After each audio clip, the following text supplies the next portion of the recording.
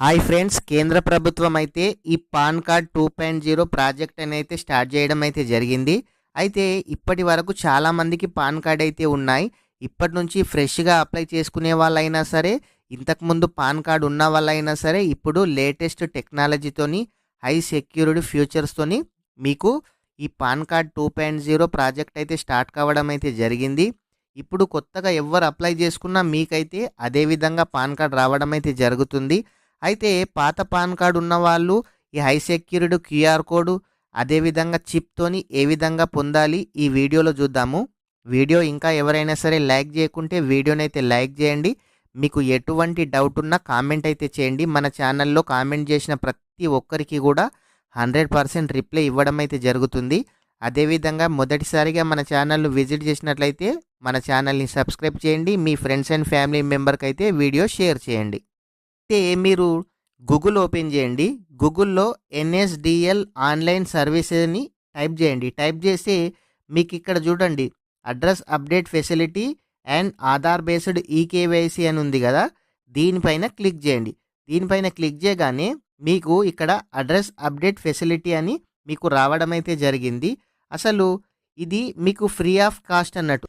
అసలు ఈ pan card 2.0 ఇది గవర్నమెంట్ ప్రాజెక్ట్ లాంచ్ చేస్తుంది కాబట్టి మీకు మీ మెయిల్కు మాత్రం ఫ్రీగానే వస్తుంది. ఈ ఫిజికల్ పాన్ కార్డ్ కానీ మీ మెయిల్కి కానీ ఈ పాన్ కార్డు 2.0 మీరు పొందాలి అనుకుంటే ఖచ్చితంగా మీ ఆధార్ కార్డుకి మొబైల్ నంబర్ లింక్ అయి ఉండాలి.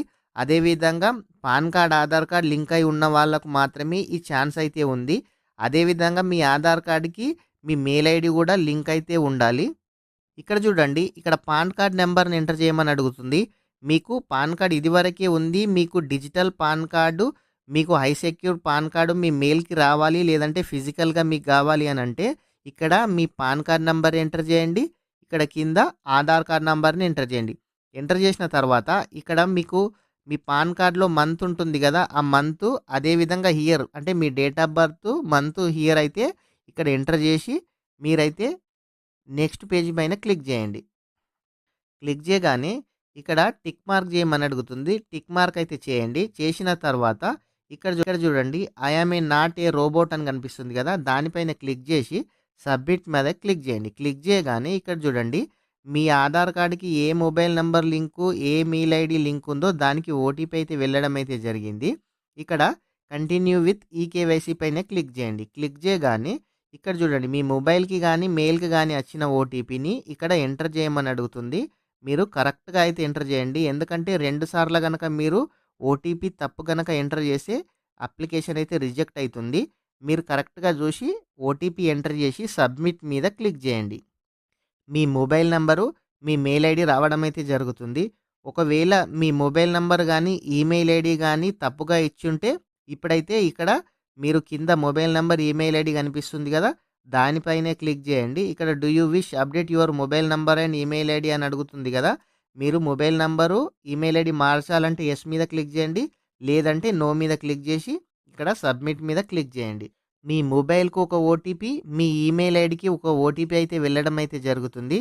మీ మొబైల్కి వచ్చిన ఓటీపీ, మీ ఈమెయిల్ ఐడికి వచ్చిన ఓటీపీని ఇక్కడ ఎంటర్ చేసి వ్యాలిడేట్ పైన క్లిక్ చేయండి. క్లిక్ చేయగానే ఇక్కడ మీరు ఇంతకుముందు అప్లై చేసినప్పుడు మీ పాన్ కార్డుకు ఏదైతే అడ్రస్ ఇచ్చిర్రో సేమ్ అదే అడ్రస్ ఇక్కడ మీకు డిస్ప్లే కావడం అయితే జరుగుతుంది.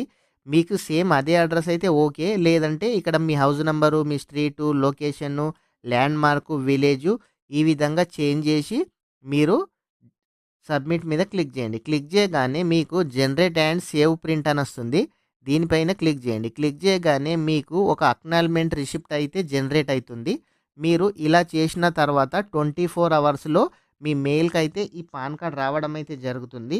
ఫిజికల్గా రావాలి అని అంటే మీరు 50 రూపీస్ అమౌంట్ అయితే పే చేయాల్సి అయితే ఉంటుంది.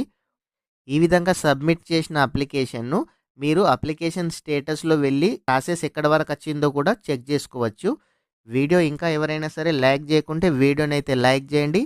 అదేవిధంగా మొదటిసారిగా మన ఛానల్ను విజిట్ చేసినట్లయితే మన ఛానల్ని సబ్స్క్రైబ్ చేయండి. మీ ఫ్రెండ్స్ అండ్ ఫ్యామిలీ మెంబర్కు వీడియో షేర్ చేయండి. Thank you friends.